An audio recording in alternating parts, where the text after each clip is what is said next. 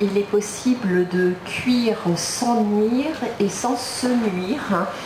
Et pour ce faire, je vais commencer en essayant de vous présenter brièvement l'histoire de la cuisson et l'importance que ça a eu dans notre évolution. Petite histoire de la cuisson, vers des temps de cuisson réduits et des températures précises.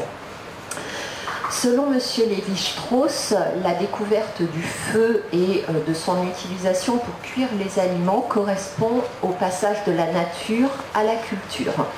Effectivement, il apparaît pour beaucoup d'ethnologues que grâce à la cuisson des aliments, les hommes ont pu manger plus facilement et plus régulièrement des protéines, notamment des protéines animales, ce qui aurait contribué au développement de leur capacité intellectuelle. Les recherches progressent et il semblerait que dans le monde animal, sans avoir recours à la cuisson, énormément de compétences cognitives soient également développées, mais on va quand même rester sur ce principe que nous sommes passés de la nature à la culture grâce à la cuisson et grâce à la cuisine de nos aliments. Alors, la cuisson a surtout permis d'augmenter ses apports nutritionnels, de les diversifier. La cuisson est surtout créatrice de saveurs. En effet, entre un aliment cru et un aliment cuit, la cuisson permet de développer des goûts nouveaux et donc inspirateurs d'inspiration, on va dire. Autre fonction de la cuisson, c'est qu'elle va avoir une action facilitatrice de la digestion, qui est quand même un processus physiologique important et que l'on va développer. Et enfin, la cuisson s'est finalement avérée assez récemment un moyen efficace de prophylaxie, notamment contre tout ce qui était contamination bactérienne et contre les parasites, les vers, les ténias. Très rapidement, en fait, on se rend compte que les techniques utilisées pour développer les saveurs se limitent à 3 techniques. Le contact direct avec le feu, ce qui concerne le grill, la broche, le barbecue, le four ou directement dans les cendres chaudes. Autre technique, l'utilisation de l'eau, donc tout ce qui est bouilli ou à la vapeur. Il faut savoir que la vapeur, c'est une technique qui a été extrêmement développée et de façon très précoce dans les civilisations orientales. En ce qui nous concerne, c'est rentré dans la cuisine bourgeoise de façon beaucoup plus tardive. Et enfin, l'utilisation de l'huile, on parle alors de friture. Pareil, la friture a nécessité le développement de technologies de meulerie, et donc ça fait partie des technologies qui sont un peu plus récentes dans l'histoire de la gastronomie, on va dire. On va donc distinguer 2 types de cuisson rapidement, les cuissons humides et les cuissons sèches. Les cuissons humides, ce sera donc la cuisson à l'eau, la vapeur, la cuisson à l'étouffée, au bain-marie et plus tardivement à la marmite à pression. Autre type de cuisson, les cuissons sèches. Donc ce sont les cuissons à la poêle, au four, au grill, à la plancha, au diable, et j'en passe et des meilleurs. Donc la cuisson est créatrice de saveurs, mais cuisiner est un savoir qui a longtemps été empirique. Si l'on s'en réfère aux anciens livres de cuisine, les recettes étaient très succinctes, tous les ingrédients n'étaient pas mentionnés. Évidemment, il n'y avait pas de temps de cuisson, il n'y avait pas de température de cuisson. Ces outils ayant été inventés récemment et ayant été divulgués récemment, ils font partie de notre culture moderne, je dirais. Et c'est vrai qu'on est passé quasiment de l'âtre, où il y avait le chaudron accroché au-dessus du feu qui bouillait en permanence, les chenets où on faisait rôtir les pièces de viande, et À côté du feu, pas directement dans les flammes, il y avait toujours un plat qui était posé et qui cuisait de façon indirecte, à mijoter, des plats qui cuisaient longuement à température douce et diffuse. Et la grande révolution, en fait, ça a été l'introduction de la gazinière, et en particulier de la fameuse gazinière La Cornue, qui est donc une invention fort récente qui date de la fin du 19e siècle.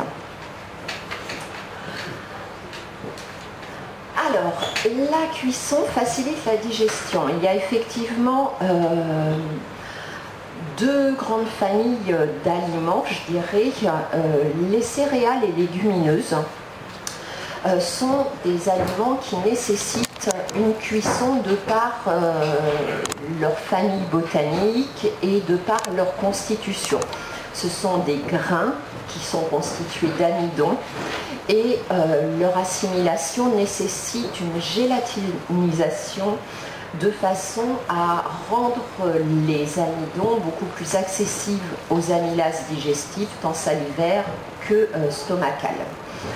En petite quantité, il est vrai que ces aliments peuvent être consommés crus, mais ils nécessitent alors une germination. Et d'ailleurs, les légumineuses, même cuites, bien souvent nécessitent une pré-germination, d'où le trempage avant la cuisson des légumineuses. La deuxième grande famille d'aliments qui nécessitent une cuisson afin que la digestion en soit facilitée, ce sont les viandes que l'on appelle de deuxième et troisième catégorie. Il faut savoir que la viande, il n'y a pas que le filet. Il y a des viandes, des pièces de viande qui sont un peu moins nobles, va-t-on dire.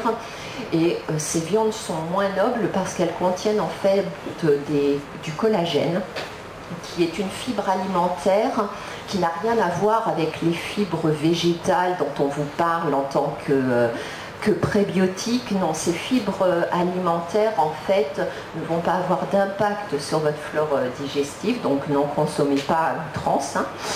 Par contre, ce collagène nécessite des cuissons longues et bien souvent mijoté ou à l'étouffer de façon à le rendre plus gélatineux et donc plus digeste. Et enfin, comme je vous le disais, la cuisson, il s'est avéré que c'était également un excellent moyen de prophylaxie avec nos techniques de culture entre guillemets moderne. Il est vrai qu'il y a beaucoup plus de contrôle et que donc les contaminations bactériennes sont moins agressives, mais toutefois la cuisson a longtemps été un des rares moyens de se prémunir contre ce que l'on appelle maintenant les toxi-infections alimentaires. Et enfin, la cuisson permet également de se prémunir contre certains vers. C'est la raison pour laquelle, encore fort récemment, on vous conseillait de manger du porc très cuit, voire de la volaille très cuite, en raison de la présence de ces parasites intestinaux qui pouvaient provoquer de gros dégâts pour l'homme. Donc nous allons passer au vif du sujet qui concerne le bon choix du matériel de cuisson. Le but étant d'avoir des cuissons justes, hypotoxiques et dans le respect des aliments. Donc deux types de cuisson, la cuisson humide. La cuisson humide se font normalement à la vapeur d'eau, la vapeur d'eau se générant à 100 degrés Celsius. On va considérer que les cuissons humides sont aux alentours de 100 degrés Celsius. Ça va être le cas pour la cuisson à l'eau, à la vapeur, au bain-marie. Pour la cuisson à l'étouffée, en fonction du matériel, mais ça on va en reparler, on peut ajuster la température et donc abaisser ces températures à 60 voire 80 degrés Celsius. Ce qui va avoir un impact considérable sur la qualité nutritionnelle et la vitalité des aliments que nous allons manger. En ce qui concerne la marmite à pression, comme son nom l'indique, elle est à pression, ce qui permet de faire monter la température au-delà de 100 degrés, donc dans ces fameuses marmites à pression dont je ne citerai pas la marque. Les températures sont de l'ordre de 110-120 degrés Celsius. L'autre type de cuisson dont nous avons parlé sont les cuissons sèches. Là, les cuissons sèches, nous allons excéder les 100 degrés Celsius pour atteindre parfois les 200 degrés Celsius. Donc, le but de la cuisson va être de préserver la vitalité des aliments. Cette vitalité repose sur 3 éléments essentiels qui sont les vitamines, les minéraux et les enzymes. Il y a 2 types de vitamines. On parle des vitamines liposolubles et des vitamines hydrosolubles. Et les vitamines liposolubles, ça va être les vitamines ADEC, A, D, E et K. Ce sont des vitamines qui sont relativement stables à la chaleur, mais par contre ce sont des vitamines qui présentent un fort risque de peroxydation, qui est une forme d'oxydation propre aux matières lipidiques et aux matières grasses. Donc lors des cuissons sèches, les gras vont être fortement exposés à la chaleur et donc risquent un maximum de peroxydation et donc de dénaturation de ces vitamines. C'est un peu moins vrai avec des cuissons humides où elles vont être un peu plus préservées grâce justement à l'enveloppement dans les molécules d'eau. Les vitamines hydrosolubles, ce sont la vitamine C et toutes les vitamines du groupe B.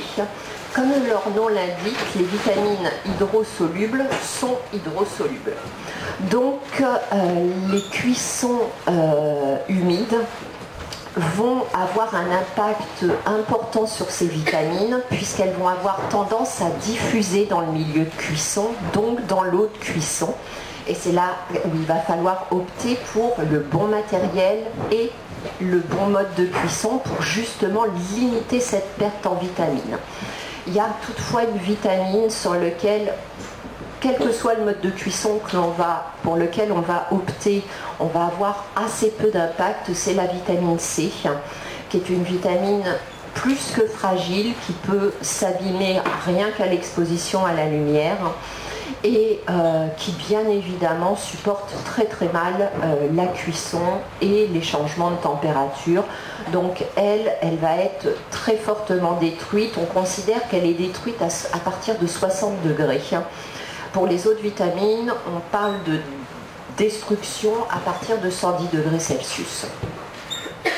En ce qui concerne les minéraux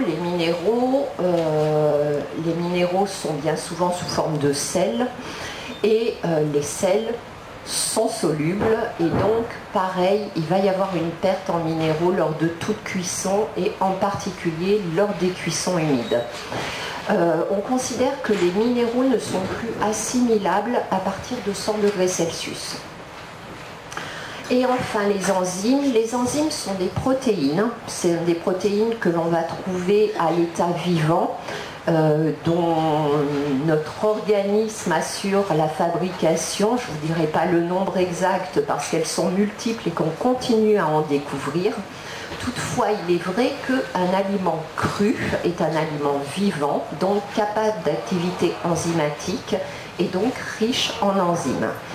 Évidemment, la cuisson va dénaturer ces enzymes et on parle de destruction du capital enzymatique de l'aliment à partir de 50 degrés Celsius. Alors ces enzymes, c'est valable pour les légumes comme pour les viandes, enfin pour toutes les familles alimentaires.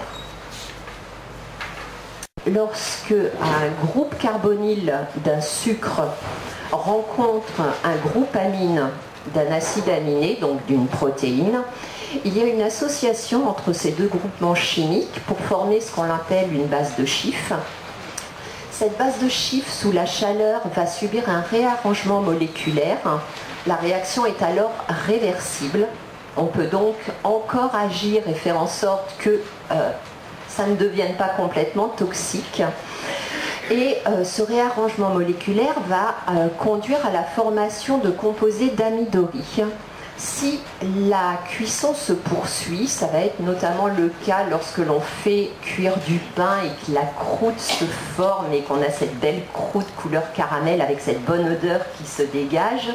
En fait, là, on a engagé la réaction de Maillard avec la formation des AGE, qui sont les produits finaux de la glycation. Et ces produits finaux de la glycation sont fortement toxiques. De nombreuses études l'ont avéré. Autre molécule toxique que l'on peut générer à partir des lipides notamment, c'est ce qu'on appelle les acrylamides. Alors les acrylamides vont être générés par des cuissons à très forte température. Donc ça peut être la torréfaction, la cuisson au four, mais également les fritures. Vous allez donc en trouver dans tout ce qui est café, chocolat et évidemment tout ce qui est friture et pâtisserie et compagnie. Tout ce qui n'est pas bon pour votre santé mais que vous adorez quand même. Alors le bon choix de votre matériel de cuisson va avoir quand même un atout extraordinaire, c'est que la cuisson peut booster vos antioxydants.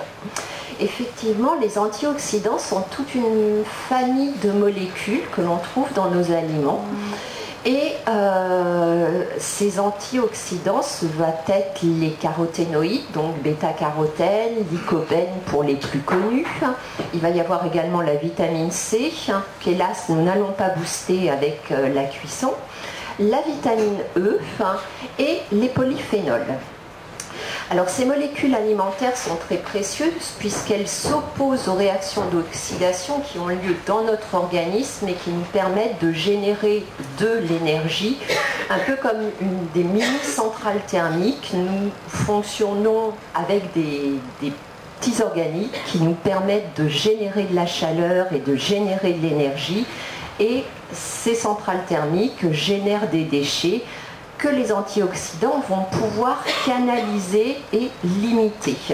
Il faut savoir que les molécules générées par ces processus d'oxydation, les radicaux libres, sont à l'origine du vieillissement prématuré et de nombreuses maladies inflammatoires notamment, mais là n'est pas le sujet de notre petite conférence. Donc la plupart des antioxydants voient leur teneur augmenter lors de la cuisson. Elles ne sont pas fabriquées, mais la cuisson va les libérer et les optimiser. L'exemple le plus connu, c'est le lycopène de la tomate. Ainsi, on va voir augmenter de 3 à 5 fois le potentiel antioxydant du lycopène de la tomate dans la tomate cuite par rapport à la tomate crue. Autre molécule qui va avoir un avantage à la cuisson, ce sont les polyphénols.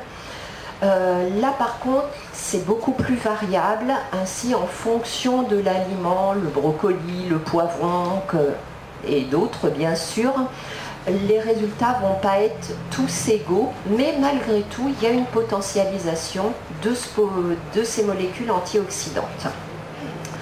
Autre moyen de booster nos antioxydants via la cuisson, c'est l'utilisation des matières grasses. Seul contre-exemple connu, de ma part, concernant la vitamine C, il s'avère que lorsque vous cuisez des brocolis, qui sont l'un des aliments les plus riches en vitamine C, avec une huile de très bonne qualité, donc une huile vierge, première pression à froid d'huile d'olive, eh bien figurez-vous que la vitamine C ne sera détruite qu'à 10%. Ce taux va fortement augmenter si vous utilisez une huile même d'olive mais de moindre qualité ou une autre huile végétale, bien évidemment. Donc le choix du matériel de cuisson et son bon choix va nous permettre de ne pas générer davantage de substances toxiques. Dans le cas des glucides, la cuisson sèche, les glucides ce sont les sucres, les glucides vont avoir tendance à fondre, à caraméliser, voire à carboniser, perdant ainsi toute valeur nutritive. La cuisson humide va, elle, par contre, augmenter leur digestibilité. On parle de la gélification de la pectine des fruits, du ramollissement de la cellulose et des amidons de céréales. Je vous ai déjà parlé donc de l'impact des glucides lorsqu'ils sont associés à des protéines, avec les phénomènes de glycation et de la réaction de Maillard. Dans le cas des graisses, si vous laissez votre poêle chauffer avec de l'huile sans surveillance, vous allez avoir le développement de molécules toxiques. On parle d'acroléine, qui est une molécule particulièrement toxique et cancérigène. Donc il est bien évidemment déconseillé de laisser ces graisses, en particulier les graisses qui contiennent des acides gras monoinsaturés, cuire comme ça sans surveillance et à des températures beaucoup trop élevées. Dernière molécule toxique, mais pas des moindres, ce sont les benzopyrènes et les hydrocarbures aromatiques polycycliques qui augmentent, eux, avec la durée et la température de cuisson, qui sont fonction de la teneur en eau et en matière grasse de l'aliment et du mode de cuisson. Et dernière étape avant de passer à la cuisson, la préparation des aliments. Alors, un des premiers facteurs qui va influencer la qualité de la valeur nutritionnelle des aliments que vous allez manger, en particulier pour les végétaux, c'est le lavage. Comme je vous l'ai dit, beaucoup de vitamines hydrosolubles, donc lavage, pas de trempage excessif, sinon perte de vitamines. Autre facteur influençant, l'épluchage. Dans le cadre des végétaux d'origine biologique, on limite, voire on a complètement supprimé cette étape. Il faut savoir que si on utilise des végétaux issus de l'agriculture conventionnelle, donc qui peuvent contenir des résidus, l'épluchage reste conseillé afin de quand même limiter les intrants chimiques. Et cet épluchage peut faire perdre 10 à 30% des capacités nutritives de vos légumes et en moyenne 15% pour vos fruits. Il faut donc le modérer et le limiter. Et dernier facteur qui va être d'importance, c'est le découpage et le râpage.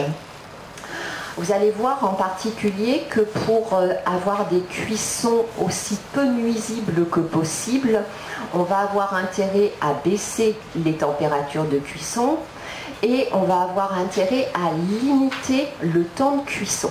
Pour ce faire, il faut opter pour un découpage fin et précis, car plus nos légumes en particulier sont découpés finement, plus leur temps de cuisson va être réduit. Toutefois, en augmentant le découpage, on augmente la surface de contact de nos végétaux avec l'air et donc on augmente les possibilités d'oxydation par l'air et donc les pertes de vitamines et d'enzymes notamment. Donc, bien, mais point trop. Et avant de cuire, il va falloir choisir une bonne source de chaleur. Les sources de chaleur, on les connaît tous. Il y a le fameux gaz que nous avons utilisé pendant de nombreuses années, le bois et l'électricité. Alors l'électricité, il y a les plaques électriques, il y a les plaques vitrocéramiques qui sont ni plus ni moins que des plaques électriques qui sont un peu plus jolies. Et récemment, on a vu apparaître les plaques à induction qui sont les chouchoutes des grands chefs cuisiniers parce qu'elles permettraient une cuisson précise et une modulation de la température.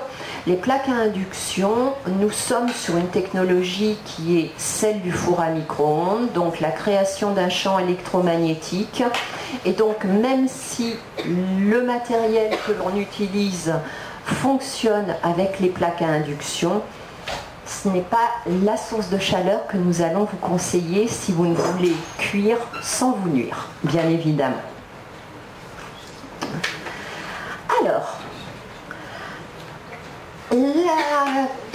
en ce qui me concerne, je vais maintenant vous faire un petit catalogue de mes cuissons préférées et de l'intérêt de ces cuissons, bien évidemment. Ma préférence va aller bien évidemment vers la cuisson à l'étouffée. Pourquoi bien évidemment? Parce que la cuisson à l'étouffée ou en papillote consiste à faire cuire lentement les aliments dans leur propre jus. Donc le but va être de manger, de consommer bien évidemment le jus de cuisson, ce qui va permettre de récupérer un maximum des minéraux et des vitamines qui auraient pu diffuser dans ce jus. On reste sur une cuisson humide, n'oublions pas. Donc il n'y a pas d'ajout de matière grasse, les saveurs vont être concentrées et donc on va avoir des plats extrêmement goûteux et la cuisson à l'étouffée va être une de celles qui va nous permettre le mieux d'opter pour des cuissons basse température. Alors, donc, la cuisson à 80 degrés ne va pas détremper les aliments dans l'eau, contrairement à une alimentation, à une cuisson bouillie à l'eau classique. Mais elle nécessite un minimum de matériel. Et là, Salva nous donnera de plus amples renseignements et des précisions sur le matériel le plus adapté. Toujours est-il que la cuisson à l'étouffée va toujours se faire avec un départ à froid.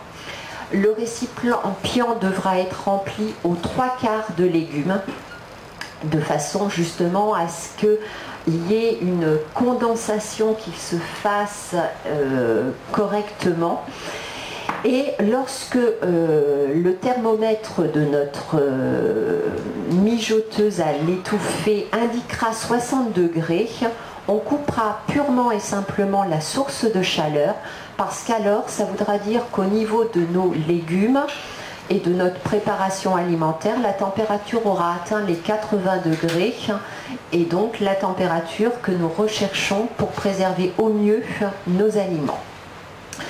Au niveau de notre cocotte à l'étouffée, il va y avoir un joint d'eau qui va se former entre le bord profilé du couvercle et le récipient, ce qui va permettre la fameuse cuisson à l'étouffée. Il n'y aura pas de déperdition avec l'extérieur, tout va rester concentré à l'intérieur de notre plat de cuisson.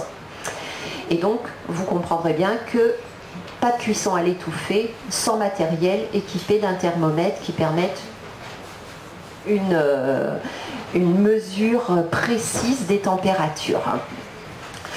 Alors, pour ce mode de cuisson en particulier, le choix du matériel est très important.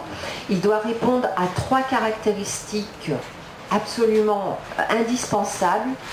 Votre matériel doit être équipé d'un fond thermodiffuseur suffisamment épais. Donc dans le cas d'ABE, on est sur un matériel qui a une épaisseur de 12,5 mm d'épaisseur.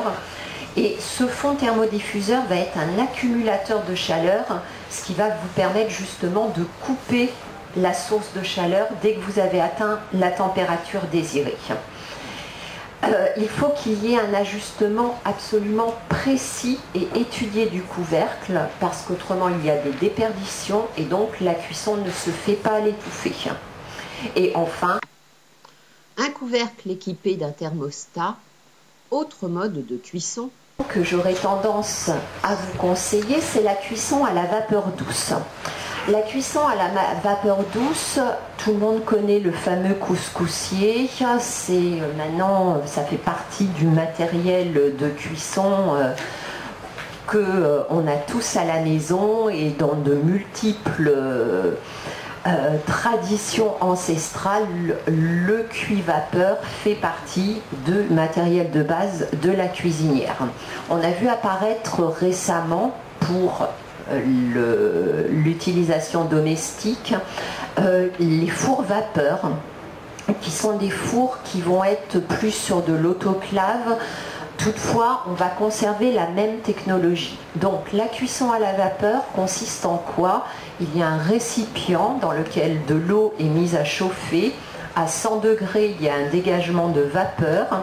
Cette vapeur va envelopper vos aliments, mais il va y avoir une circulation de l'eau et donc ça veut dire que votre vapeur va circuler et que donc des vitamines vont être précipitées avec la vapeur qui va circuler, quel que soit le moyen utilisé pour cuire à la vapeur.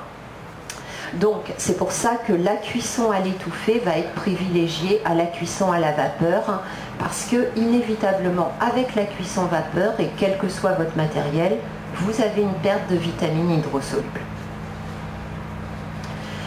Pour la cuisson à l'étouffée basse température et pour la cuisson à la vapeur douce, le matériel à privilégier pour une cuisson de qualité et de moindre nuisance va être l'inox 1810. Pourquoi ? On appelle l'inox 1810 également de l'inox chirurgical. C'est un inox qui est composé à 72% de fer pour 18% de chrome et 10% de nickel. C'est une matière solide, inoxydable et très facile d'entretien. C'est une matière neutre qui va avoir aucun impact sur le goût de vos aliments et qui transmet assez moyennement la chaleur, ce qui permet une diffusion douce de la chaleur.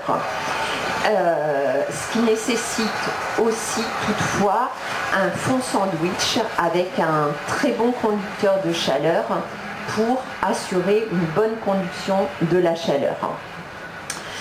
De manière générale, pour tout type de cuisson, la gamme est particulièrement adaptée pour la cuisson sans ajout de matière grasse, ce qui va permettre d'ajouter en fait des bonnes matières grasses d'excellente qualité en fin de cuisson, parce que malgré tout, les matières grasses sont indispensables à notre équilibre nutritionnel. Par contre, les matières grasses cuites, elles ne le sont pas. En ce qui concerne la cuisson à la vapeur sous pression, on est sur une cocotte une cocotte qui est en alu. L'alu est un métaux lourd qui est particulièrement toxique, et c'est la raison pour laquelle en aucun cas on ne va privilégier ce matériel pour des cuissons santé, sans nuisance, sans parler de l'augmentation de température au-delà des 110 degrés bien évidemment. La cuisson à la poêle et au wok, c'est une cuisson qui est rapide. On parle alors de sauter, de griller. Ça permet d'avoir des cuissons extrêmement rapides, et je vous parlais de la préservation de certains antioxydants dans la matière grasse. Là, on va pouvoir réaliser ce type de préservation, puisqu'elle peut nécessiter l'utilisation de matières grasses. On va pouvoir faire cuire bien évidemment des légumes, mais également des viandes et des poissons. Pour la poêle et le wok, le matériau privilégié va être l'acier, qui est un mélange de fer et de carbone aux alentours de 1%. C'est un matériau naturel, très résistant, qui monte très vite en température et qui conduit très bien la chaleur. C'est un matériau qui n'a pas de revêtement anti-adhésif, et donc c'est nous qui allons devoir construire ce matériau anti-adhésif par le culottage de nos poêles et de nos woks. Donc il y a une petite astuce pour culotter nos poêles et nos woks en acier. Il va falloir les faire bouillir pendant 10 minutes, un quart d'heure, des épluchures de légumes recouvertes d'1 centimètre d'eau, puis essuyer, et enfin on va faire chauffer pendant 5-7 minutes un demi-centimètre d'huile, en faisant bien circuler notre huile, en faisant bien attention à ce qu'elle ne brûle pas, puis on va la vider et l'essuyer, et petit à petit, au fur et à mesure des utilisations, le culottage va s'améliorer et nous finirons par avoir des poêles et des woks parfaitement anti-adhésifs, mais parfaitement sains pour notre santé. La cuisson au four. Toutes les cuisines modernes sont à présent équipées d'un four, et la cuisson au four peut être une cuisson intéressante. En tout cas, c'est une cuisson qui va être indispensable, sauf pour certaines pâtisseries que l'on va pouvoir faire à la vapeur, mais globalement, c'est vrai que toutes nos pâtisseries vont nécessiter l'utilisation du four. Et c'est là que les plats que l'on va utiliser vont avoir une grande importance, et la matière de nos plats Et donc la matière privilégiée va être le verre, qui est une matière inerte, transparente, qui permet de surveiller les cuissons et qui en plus a un avantage certain, c'est que le verre permet également de conserver ensuite nos aliments au réfrigérateur. Les matériaux dont je vous ai parlé, les récipients dont je vous ai parlé auparavant, ne sont pas adaptés à la conservation de vos aliments. Ça signifie que s'il y a des restes, une fois cuits, on ne les laisse pas dans notre cocotte à l'étouffer, on ne les laisse pas dans le cuit vapeur, mais on les transvase dans un récipient, si possible en verre, pour le stocker au réfrigérateur. Autre intérêt du four, même si la température n'est pas très précise, il y a quand même un thermostat et donc avec le four, on peut malgré tout réaliser des cuissons à basse température. Il faut s'équiper d'un petit thermostat pour vérifier que la température à l'intérieur de notre four correspond bien à la température sur le thermostat de réglage extérieur. Et enfin, le dernier choix de cuisson, qui est un choix de cuisson à la fois santé et plaisir, concerne un matériau familial qui est la fonte. On a tous dans nos cuisines une cocotte en fonte, on a tous vu notre maman, notre grand-mère cuisiner dans des cocottes en fonte, des magnifiques ragoûts, des plats mijotés qui avaient une saveur succulente. Et c'est vrai que la cuisson à la fonte va nous ramener au fameux plat que l'on mettait à côté de l'âtre, que l'on laissait cuire très longtemps et à des températures basses. Et c'est vrai que c'est une cuisson dont il faut retrouver le bon goût. La fonte est un acier, mais c'est un acier où cette fois-ci le mélange de fer et de carbone va être un peu différent puisque le carbone est aux alentours de 3 à 6%. Et il va falloir également un pré-culottage comme pour nos poêles et nos woks. Et donc en conclusion, je vous inviterai à aller vers des cuissons adaptées à vos besoins physiologiques. Et pour ce faire, je vous inviterai à vous intéresser et à vous rapprocher à la diététique de la médecine traditionnelle chinoise, qui est une médecine pleine de bon sens et qui existe depuis des millénaires, qui a toujours vu dans la cuisson un moyen d'entretenir notre feu intérieur, considérant que la cuisson facilitait la digestion et que l'énergie économisée à la digestion était donc une énergie que nous allions conserver pour notre vitalité et pour notre propre entrain, et que donc la cuisson contribuait à notre bon dynamisme. Et donc je vous invite en fonction des saisons à adopter le mode de cuisson le plus adapté. Ainsi au printemps, cuisiner léger à la vapeur, des cuissons rapides et peu salées. L'été, optez plutôt pour des cuissons rapides à feu vif, des légumes ébouillantés, sautés rapidement à l'huile ou à l'eau. Idéalement, manger tiède ou froid, le but étant de vous rafraîchir ou de vous hydrater. Et n'hésitez pas à opter pour du cru et des graines germées à cette période de l'année particulièrement adéquate. L'automne, la cuisson va se rallonger, tout comme les jours se raccourcissent, et elle va également être plus salée. Les légumes seront sautés à l'eau et à l'huile. Les céréales et légumineuses seront cuits à la vapeur douce afin de réchauffer le corps. L'hiver, les aliments devront nous apporter du tonus et donc les cuissons seront plus longues. On privilégiera à ce moment-là le mijotage dans la cocotte en fonte et plus grasse avec les poêles et les woks, et n'oubliez surtout pas les soupes.